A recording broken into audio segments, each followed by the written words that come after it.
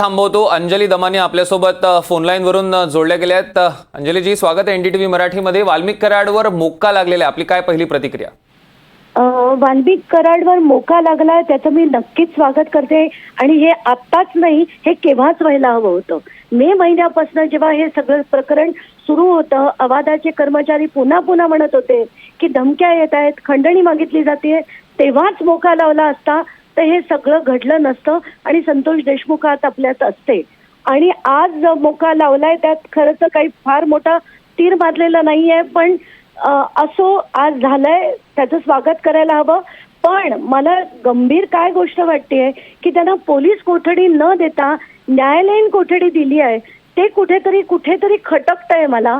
पण आत्ताच्या घटकेला जोपर्यंत सीआयडीनी जे सबमिशन कोर्टात केलं होतं ते जोपर्यंत वाचत नाही तोपर्यंत मला त्याच्यावर काही आता प्रतिक्रिया द्यायची नाही.